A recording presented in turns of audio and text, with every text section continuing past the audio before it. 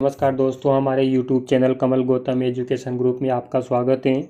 दोस्तों, आज मोहनदास करमचंद गांधी जी की जयंती है। इस उपलक्ष्य पर मैं इनके लिए एक वीडियो लेके आया हूं, जिनमें मैं इनका इतिहास बताऊंगा।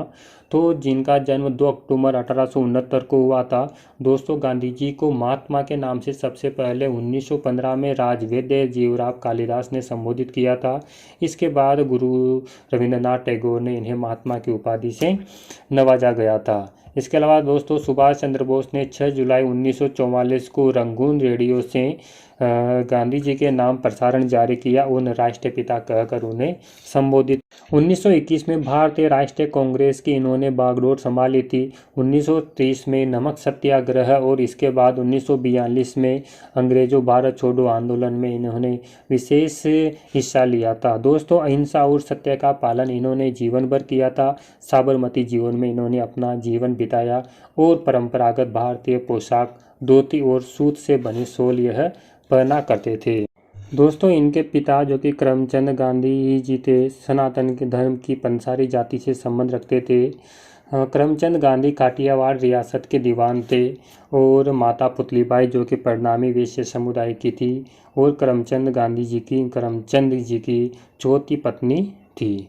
मई 1883 में 13.5 वर्ष की आयु में इनका विवाह 14 वर्षीय कस्तूरबा से हुआ था।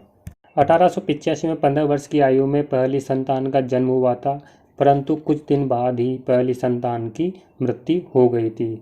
दोस्तों, इनके 4 पुत्र थे: हीरालाल गांधी, मणिलाल गांधी, रामदास गांधी और देवदास गांधी। इनकी हाई स्कूल राजकोट से हुई थी। 19 वर्ष की आयु से 1 माह पहले ही यानी कि 1 सितंबर 1888 को लंदन में कानून की पढ़ाई करने चले गए थे।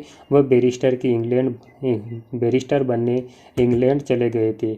जाते वक्त इन्होंने अपनी मां को वचन दिया था कि वह मांस और शराब का सेवन नहीं करेंगे, हिंदू विचारधारा का हमेशा पालन करेंगे और पराई स्त्रियों से दूर। सर्वप्रथम दक्षिण अफ्रीका में भारतीय समुदाय के लोगों के नागरिक अधिकारों के लिए संघर्ष किया। इन्होंने 1915 में भारत वापस लौटे। भारत में अत्यधिक भूमि कर व भेदभाव के विरुद्ध जनता को एकत्रित किया। दोस्तों, 1921 में भारतीय राष्ट्रीय कांग्रेस की इन्होंने बागडोर संभाली। सबसे प्रमुख स्वराज्य की प्राप्ति इनका कार्यक्रम था। 1930 में लवण कर के विरोध में नमक सत्याग्रह किया। इसके बाद 1942 में इन्होंने अंग्रेजों भारत छोड़ो आंदोलन किया था। उन्हें जीवन के कई वर्ष कारागार में बिताए थे। गांधी जी ने अहिंसा व सत्य का पालन किया था। साबरमती आश्रम में समय बिताया और धोती से व सूत से बनी शॉल पहना करते थे। दोस्तों, 12 फरवरी 1948 में महात्मा गांधी के अस्थि कलश जिन 12 घाट तटों पर विसर्जित किए गए थे, उनमें त्रिमोहनी संगम भी।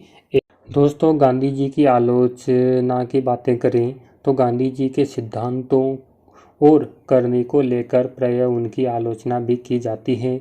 उनकी आलोचना के मुख्य बिंदु अपन टॉपिक वाइज समझ सकते हैं। सबसे पहला उनकी आलोचना की गई थी जुलू विद्रोह में, यानी जो कि 1906 में अंग्रेज़ों का साथ हुआ था, अंग्रेज़ों के द्वारा हुआ था और उन्होंने जुलू विद्रोह में अंग्रेज़ों का साथ दिया था। इसके अलावा दोस्तों, दोनों विश्व युद्ध यानी कि प्रथम विश्व युद्ध और दूसरा विश्व युद्ध में अंग्रेज़ों का साथ इन्होंने दिया था।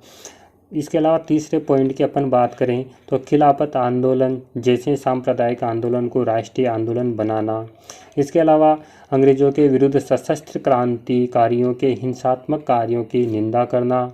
इसके अलावा नेक्स्ट पॉइंट है गांधी इरविन समझौता, जिससे भारतीय क्रांतिकारी आंदोलन को बहुत धक्का लगा था।